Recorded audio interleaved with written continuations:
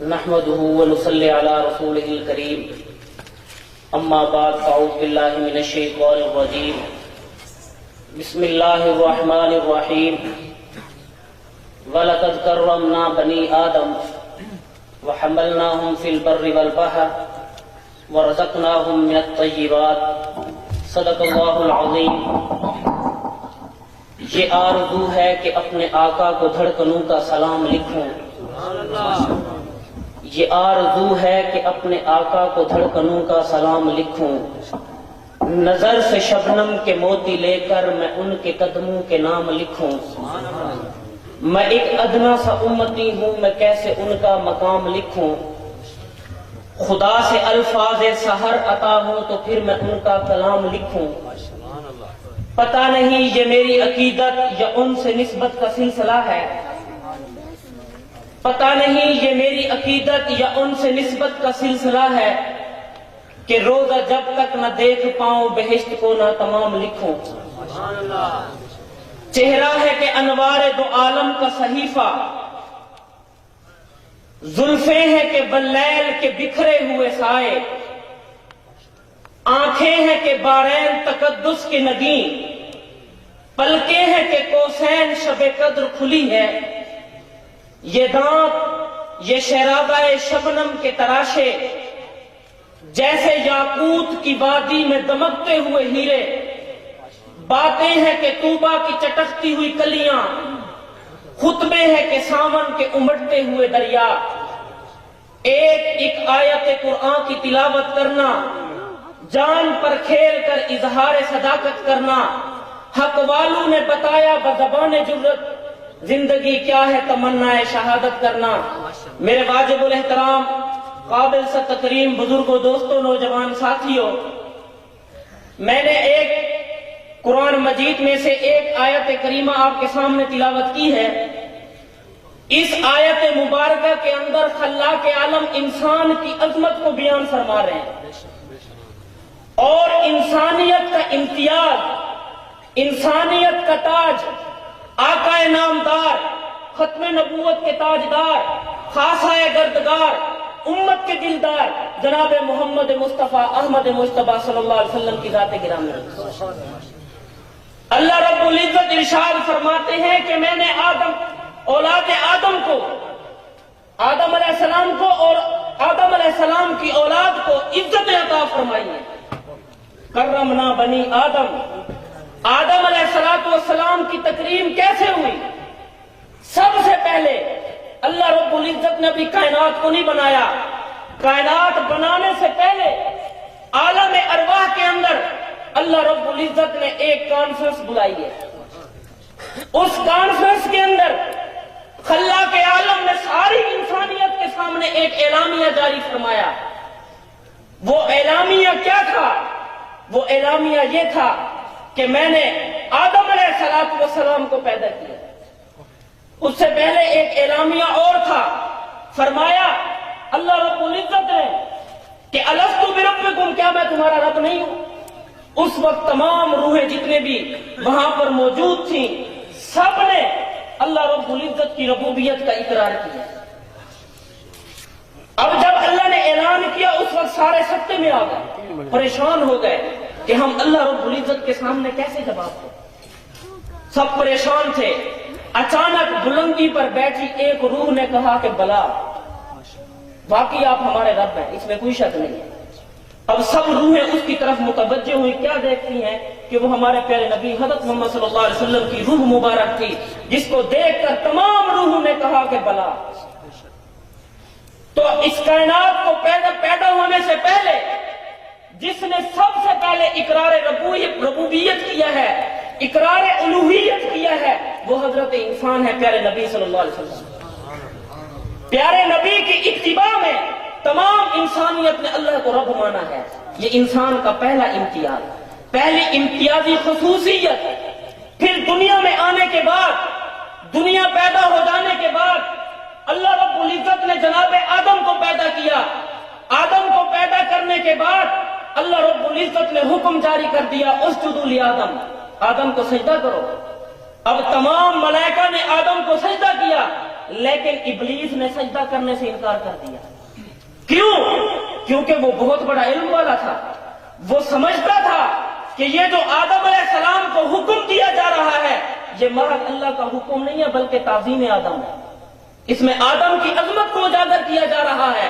اس نے سجدے کرنے سے انکار کر دیا اور سجدے سے انکار کرنے کی وجہ سے وہ راندہ درگاہ ہوا, نامراد بنا, خسارے میں ٹھہرا.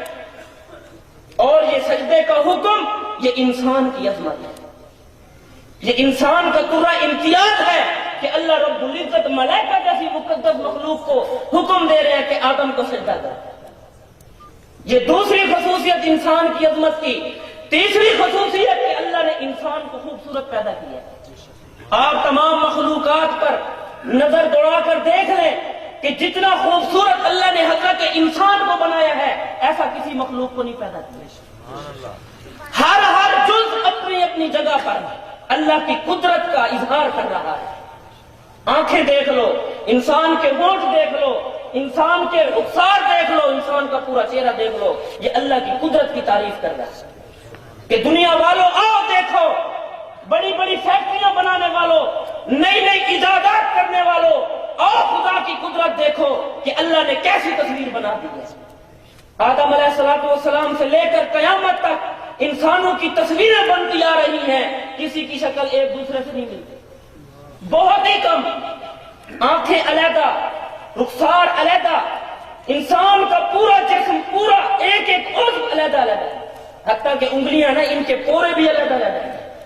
اکثر فنگر پرنٹ لگاتے ہیں لوگ مشینوں کے اوپر, شناختی کارڈ کے اوپر آپ دیکھتے ہیں کسی کی لکیریں بھی آپس میں نہیں ملتی.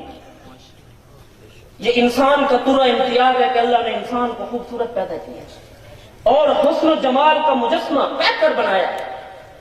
ویسے نبی تو سارے ہی خوبصورت. یوسف علیہ السلام کے حسن کے بارے میں آتا ہے کہ اللہ نے جناب یوسف کو دنیا کا آدھا حسن دیا اور اس حسن کے اندر ایسی جاذبیت اور کشش تھی کہ مصر کی عورتوں نے اس حسن کو دیکھا اپنی انگلیاں کاٹا. یہ تو یوسف علیہ السلام کا حسن ہے. اللہ نے میرے پیارے نبی کو کتنا حسن دیا.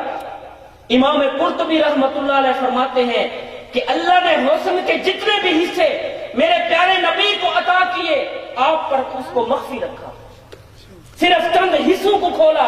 اس چند حصوں کے اندر اتنی جاذبیت اور کشش ہے کہ بلال جب مکہ کے میدان میں اس چہرے کو دیکھتا ہے, ریت کے اوپر تڑپ جاتا ہے, سینے کے اوپر پتھر کی چٹان رکھی جاتی ہے, زبان سے آہت آہت کا جملہ کہہ رہا ہے, دنیا والوں کو بتا رہا ہے, دنیا والوں میں یہ سب قربانیاں دے سکتا ہوں, تکلیفیں سہ سکتا ہوں, لیکن محمد صلی اللہ علیہ وسلم کا دامن نہیں چھوڑ سکتا.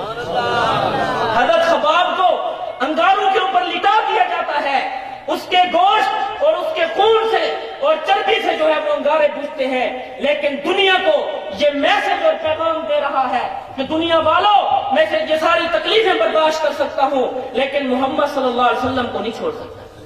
سنیرہ کی آنکھیں نکال دی گئی, لبینہ کی چمڑی ادھیڑ دی گئی, لیکن یہ حسن کے اندر ایسی جاذبیت اور کشش تھی جس نے ایک مرتبہ بھی میرے پیارے نبی کے چہرے کو دیکھا, اللہ نے اس کو یہ اعزاز بخشا کہ وہ صحابی رسول بن گیا. ایمان کی حالت میں جس نے پیارے نبی کو ایک مرتبہ دیکھا, اللہ رب العزت نے اس کو صحابی بنا دیا اور قیامت کی صبح تک اس کے ترانے, اس کی عظمت کے گیت اللہ نے قرآن میں گایا. رضی اللہ عنہم ورضوا عنہ, میں ان سے راضی, یہ مجھ سے راضی. اولئک هم المؤمنون حقا, تیرے اور میرے ایمان میں شک ہو سکتا ہے لیکن صحابہ ایسی جماعت ہے جس نے امام الانبیاء کے چہرے کو دیکھا ہے. اللہ رب العزت ان کے ایمان کی گواہی خود دے رہے ہیں. اولئک هم الراشدون اولئک كتب في قلوبهم الایمان, اللہ نے ایمان کو ان کے دلوں کے اوپر لکھ دیا ہے. اتنا بڑا اعلان, پیارے نبی کا چہرہ دیکھنا اور پیارے نبی کی اتباع میں ساری زندگی گزار دینا اور اسی پر ان کی موت واقع ہونا, یہ ہے اعزاز اللہ کی طرف سے. یہ ہے میرے پیارے نبی کے چہرے کے اندر جاذبیت اور کشش. امام قرطبی فرماتے ہیں کہ اگر وہ سارے حصے اللہ پیغمبر علیہ السلام پر کھول دیتا, لوگوں کے اندر یہ ہمت نہ ہوتی کہ لوگ حضور کے چہرے کو دیکھ سکتے, لوگوں کے کلیجے پھٹ جاتے, امام الانبیاء کے چہرے کو نہ دیکھ سکتے. یہ تو صرف چند حصوں کی جاذبیت اور کشش ہے.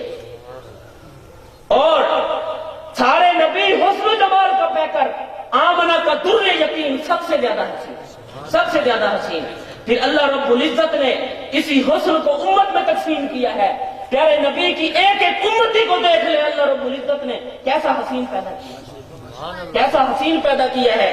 خلیفہ ہارون رشید کے زمانے میں خلیفہ ہارون رشید اپنی بیوی کے ساتھ بیٹھا ہوا تھا، اس نے فرط محبت میں آ کر کہہ دیا کہ اگر تو چاند سے زیادہ حسین نہیں ہے تجھے 3 طلاق۔ اب جب اس نے یہ کہہ دیا بڑے پریشان، علماء سے پوچھا کہ مجھے مسئلہ بتاؤ، میں نے فرط محبت میں آ کر یہ کیا کہہ دیا، میری بیوی کو طلاق ہو گئی، بتاؤ طلاق ہوئی ہے یا نہیں ہوئی؟